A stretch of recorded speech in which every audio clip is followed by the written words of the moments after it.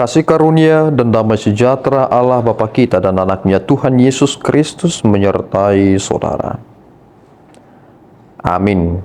Shalom, saudaraku yang terkasih di dalam nama Tuhan Yesus Kristus. Senang bisa menyapa saudara di tempat saudara berada hari ini dalam dimensi yang berbeda, tetapi dalam dunia yang sama.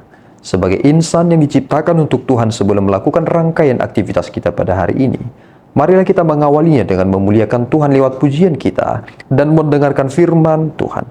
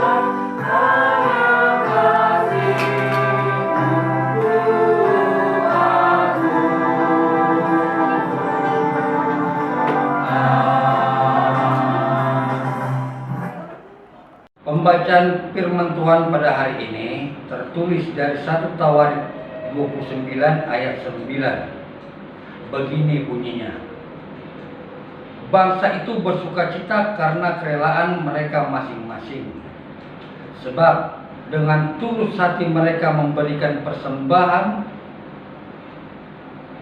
sukarela kepada Tuhan. Juga Raja Daud sangat bersukacita. Beginilah firman Tuhan. Amin. Saudaraku yang terkasih di dalam nama Tuhan Yesus Kristus, pembangunan bait suci bagi bangsa Israel adalah sesuatu hal yang luar biasa. Kita boleh melihat dalam sejarah perjalanan bangsa Israel. Setelah bait suci yang pertama rubuh, kemudian pada bait suci yang kedua dibangun kembali. Nampaknya orang-orang yang melihat bait suci yang kedua sepertinya mereka kurang senang karena tidak seindah dengan apa yang telah didirikan pada zaman Salomo. Kita boleh berpikir, oh mungkin desainnya yang kurang sehingga mereka berkata bahwa ini menjadi bait suci yang tidak indah. Oh mungkin arsitekturnya berasal dari ini dan lain sebagainya, mungkin bahannya ini dan lain sebagainya. Tetapi kita boleh melihat sebuah fakta yang dinyatakan dalam teks ini. Ternyata keindahan itu bukan semata-mata hanya karena dari bahannya, tetapi karena mereka yang memberikannya dari hati yang sungguh-sungguh bersukacita dan bersyukur. Apapun ceritanya, jika kita memberi dengan bersungut-sungut, itu bisa menjadi sesuatu hal yang tidak enak untuk dipandang. Tetapi ketika kita memberikan itu dengan begitu tulus, itu akan memberikan sebuah dampak yang luar biasa, dan itu menjadi sesuatu hal yang merupakan sukacita. Lihatlah mereka ini, orang-orang Israel, ketika Raja Daud berkata kepada seluruh jemaah itu, Salomo anakku yang satu-satunya dipilih Allah adalah masih muda dan kurang berpengalaman, sedang pekerjaan ini besar, sebab bukanlah untuk manusia bait itu, melainkan untuk Tuhan Allah. Lihat apa yang mereka lakukan. Mereka ada yang memberikan emas dan perak kepunyaan mereka. Luar biasa pemberian mereka. Mereka mengumpulkan. Setelah mereka mengumpulkan itu, akhirnya mereka bisa mendirikan bait Allah yang begitu megah. Dan mereka bersukacita tentang berdirinya bait suci itu. Inilah yang sebenarnya kualitas pemberian itu. Ketika saudara ingin memberi, saudara harus beres dengan diri saudara. Jika saudara belum beres dengan diri saudara, saudara akan bermasalah dengan apa yang saudara berikan. saudara akan mengingat-ingat apa yang saudara berikan.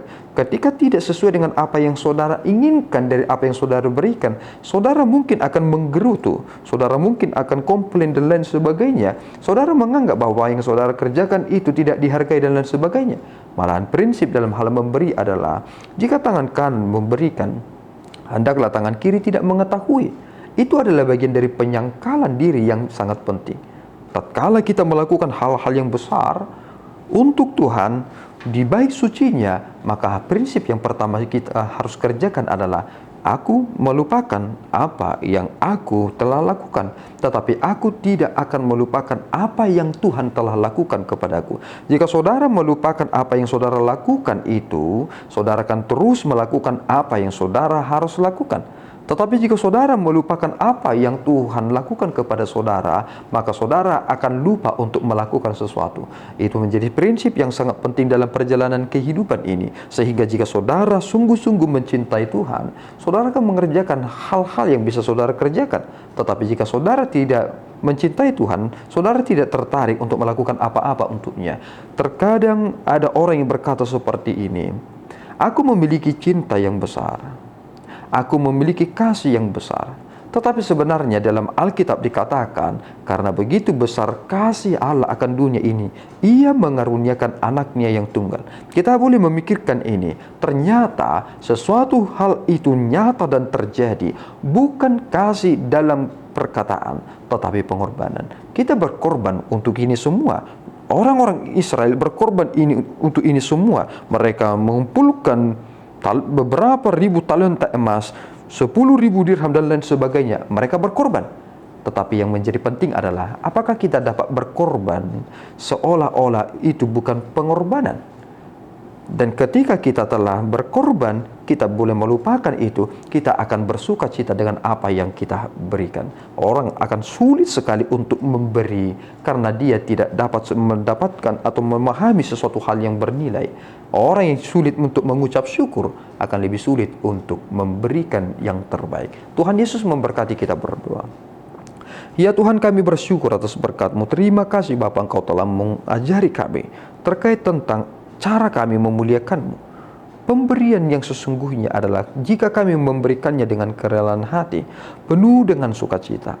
Ajar kami Tuhan, supaya kami dapat seperti Kristus yang memberikan hidupnya, nyawanya bagi kami, dan Ia sungguh-sungguh bersukacita melakukannya, karena Engkau yang adalah Bapa yang dimuliakannya, dan itulah yang akan membawa kami kepada Engkau lewat pengorbanannya. Bimbing kami Bapa supaya kami hidup dalam pengorbanan yang sungguh-sungguh, sehingga nyatalah kami mengasihi-Mu. Terpuji Engkau Bapa, di dalam Yesus kami telah berdoa dan mengucap syukur. Anugerah Tuhan kita Yesus Kristus, kasih setia Allah Bapa kita, dan persekutuan Roh Kudus menyertai saudara. Amin. Tuhan Yesus memberkati.